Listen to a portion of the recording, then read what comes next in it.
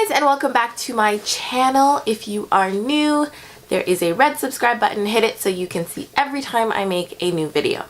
So today I am finally sitting down to film my labor and delivery story. It's been pretty much just about over a month. It's taken a long time. This last month has been a complete whirlwind, so that's why it's taken me so long. But finally I'm here. It may be a long one. I don't know. If you want, get something to eat, get a snack, get a drink, cup of tea, whatever. Let's see how this goes. So,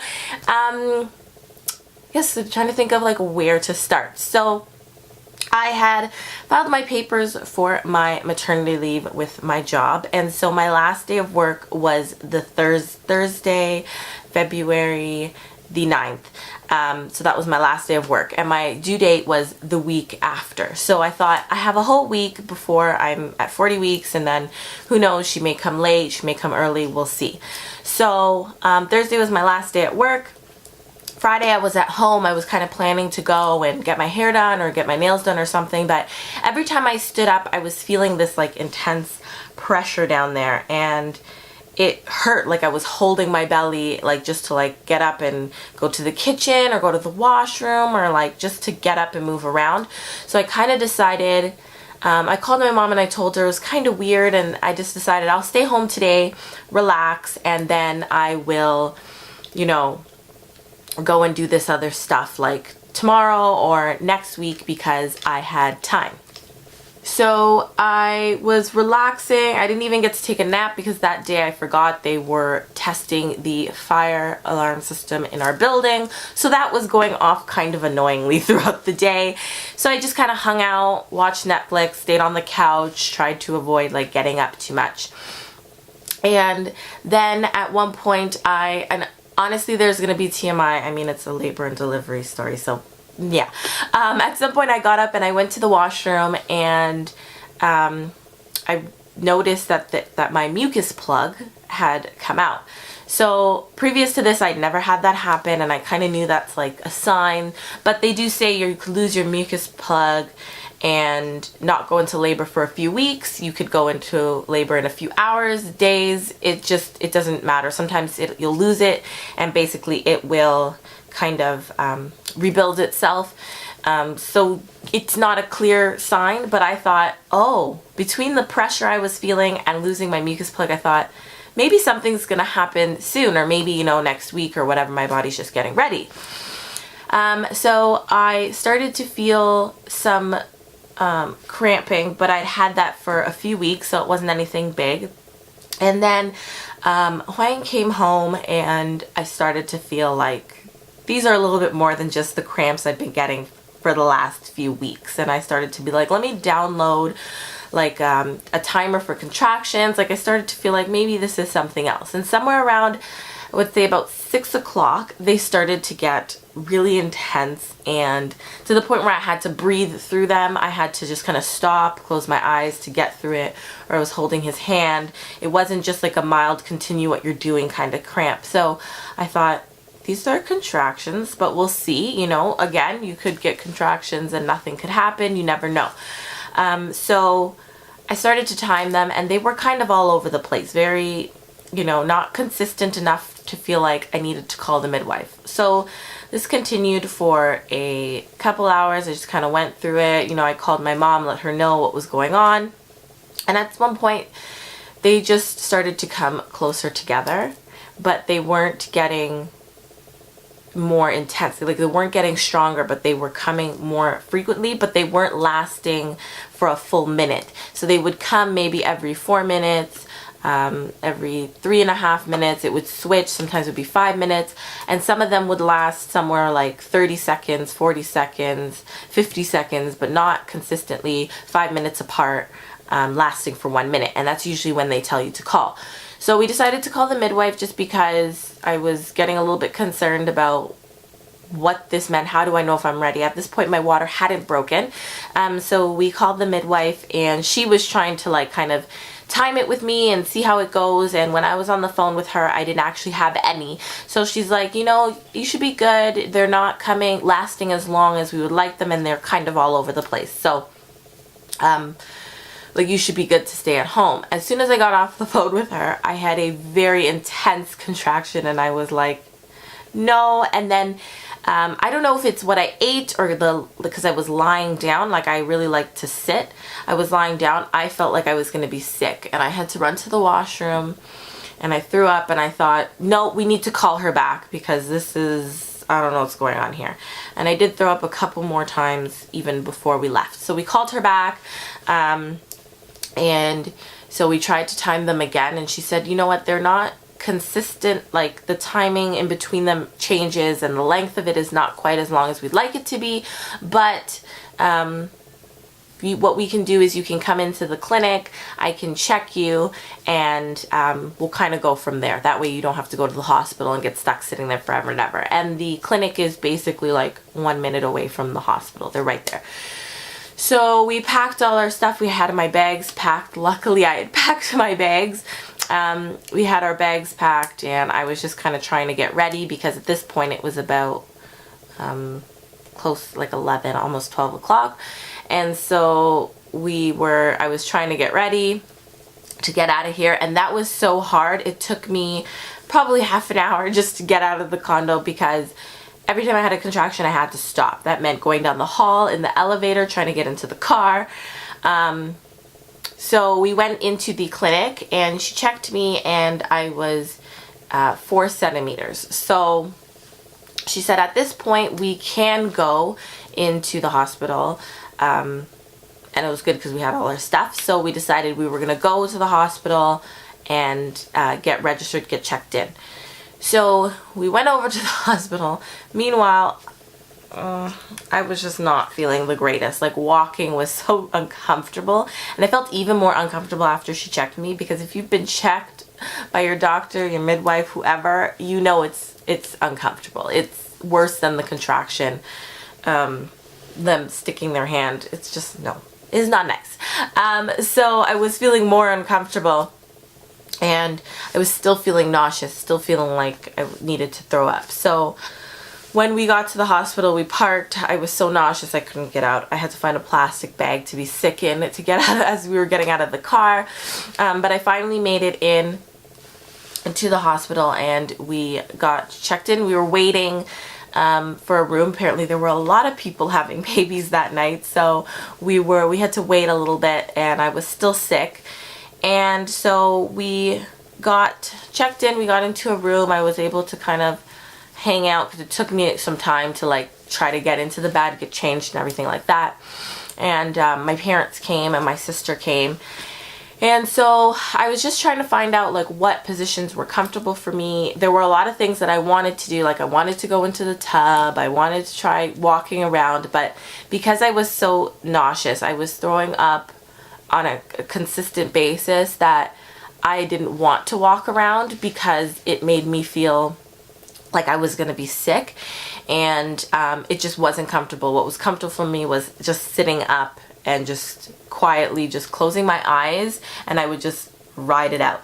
And so I didn't make any noise, wasn't moaning, screaming, or anything like that. And they were like, I've never seen anybody like so calm and like collected. And I was like, this is what works for me. The thought of getting into the pool or walking around when I was throwing up and everything, I was like, that's not going to be for me.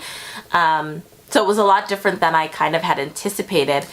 And so I had wanted to do a natural birth, no medication whatsoever, but what ended up happening was that she checked me again, and I had not progressed, and it had been a few hours, and so we were kind of just trying to figure out what we wanted to do. And she said, you can wait another 2 hours. So what she said, I'm going to break your water. She broke my water, which was not comfortable at all, but she broke my water, and the contractions increased, because basically what she said was, your contractions are not getting stronger and they're not getting closer together. They're kind of just staying basically consistent as they are now. So she broke my water to see if that was going to do anything. The contractions got more intense, but they were not moving closer together. So basically it was just in more pain, but I wasn't progressing. I was still sitting at 4 centimeters dilated. So she said, you can wait another 2 hours and see if you dilate, or what I can do is we can do the epidural and we can give you the oxytocin to see if we can speed along your labor. By this time I was in a lot of pain and wasn't progressing because she had broken my water. It was just super painful, and I thought sitting here for another 2 hours and not progressing and having to get it anyways, and I didn't want to be so exhausted from the pain that by the time it was, you know, it was going to be time to push, that, you know, I wasn't going to be able to push because I was so tired. So I said, you know what, let's go with the epidural and see how that goes, because I really just at this point was thinking I don't want to be too exhausted. Like, I don't want this to be like a long drawn out process, and since I hadn't progressed since I got there and breaking my water and everything didn't help, I figured, you know what, let's just go with this option. So unfortunately I had to get the epidural, and I had to get it twice because the first time he put it in, it was not numb enough, and I was like, I am still feeling the pain, and the contractions were getting stronger and more painful because she had broken my water. So he had to come back in and do it again a second time.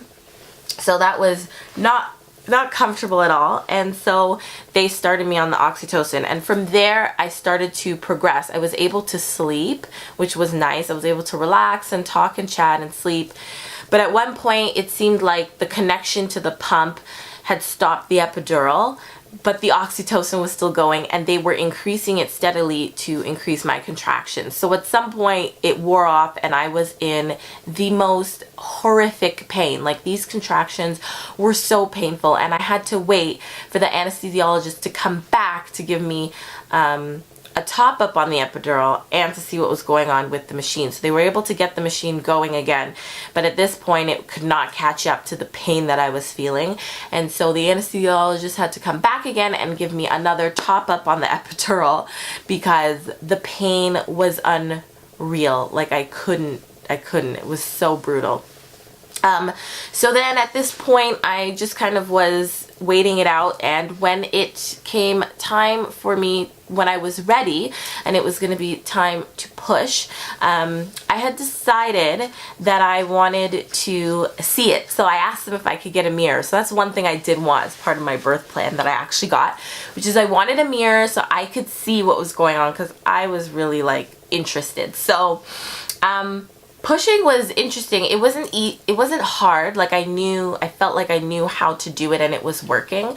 But you don't realize like how much energy it takes to push when you're not feeling like the pain, or you're not feeling a lot of parts of your body. I wasn't completely numb. Like, I could feel my legs. They were like slightly numb, a little bit tingly, but I could still feel everything. And when I was pushing, it wasn't really like, I wasn't feeling the contractions, but I was feeling this pressure, and the pressure let me know that I needed to push. So whenever I felt that pressure, I knew that it was time to push. I don't know how long I pushed for. I want to say maybe less than an hour, like maybe half hour, 45 minutes. And then it was really cool that you could see how the head comes and then it goes, and like kind of being able to see it, I think really motivated me to keep going, because you feel like it's forever that you're pushing, and it feels like you're not getting anywhere because they keep telling you push, push, push. But being able to see what was going on, when I could see her head, and she had so much hair, it was just like so much hair, and I thought, I can do this. Like, I can do this. I see her. She's ready to go. Let's do this.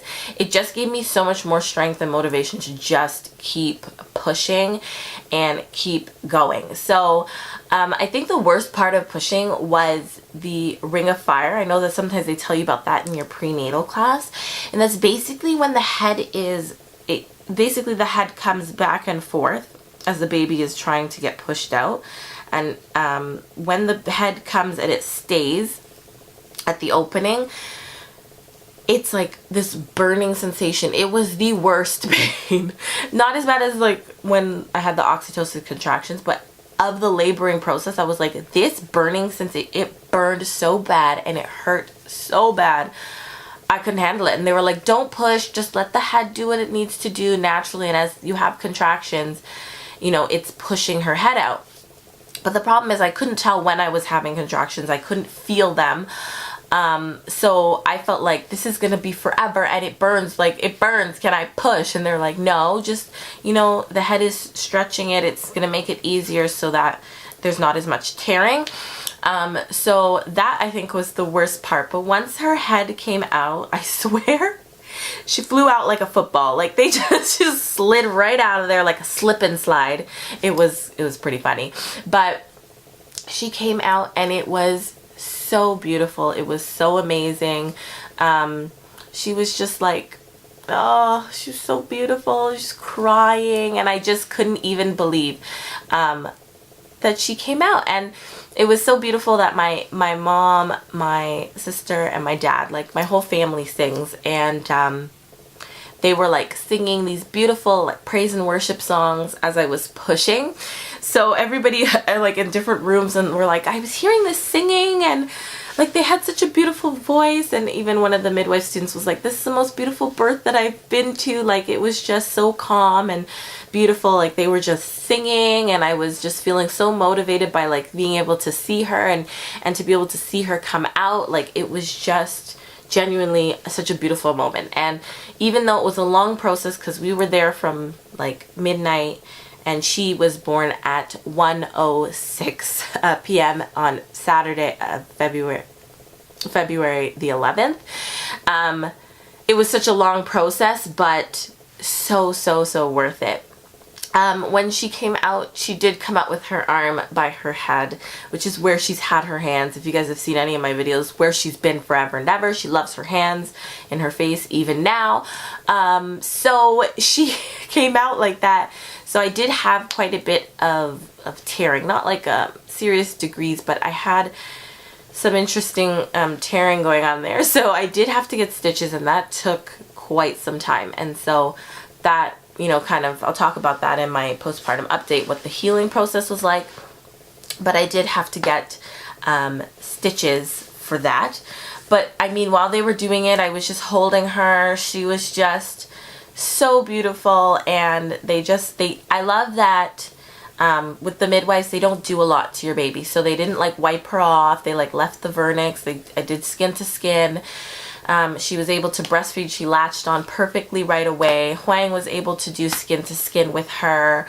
When they weighed her, she was 6 pounds and 14 ounces. So she was pretty small, and even when you see her, she looks like a small baby, although she's getting, you know, bigger now. But she was, yeah, 6 pounds, 14 ounces. She was so small, so cute, so beautiful. And yeah, it was just, overall, I would say it was a beautiful experience. Like, I wouldn't change it. The only thing I would have changed was maybe not having the epidural, but it meant that she was going to come, she was going to be safe. I wasn't going to have to worry about a C-section or anything like that, which was really my last resort.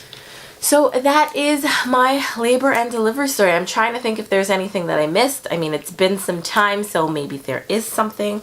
I didn't end up staying overnight because with the midwife, if you're okay after 4 or 5 hours, you are able to go home.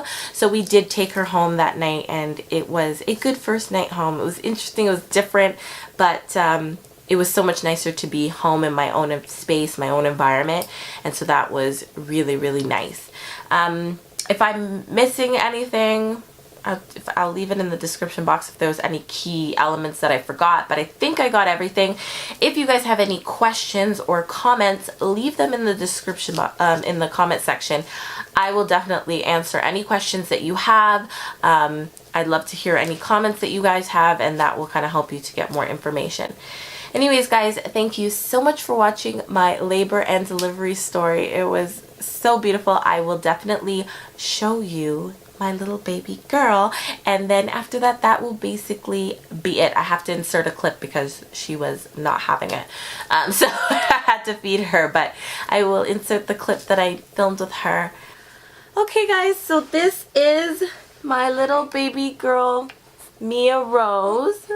Say hi, baby. Say hi. Isn't she so cute? I love her. Mwah. Say hi. Say hi. Mwah. guys, that's it for this video. Thank you so much for watching and coming along this beautiful journey with me. It has been so amazing. I loved it, and I'm glad and so excited to show you guys the next stage of this journey with my little baby girl, Mia Rose. Anyways, guys, thank you so much for watching. I'll see you guys next time. Bye.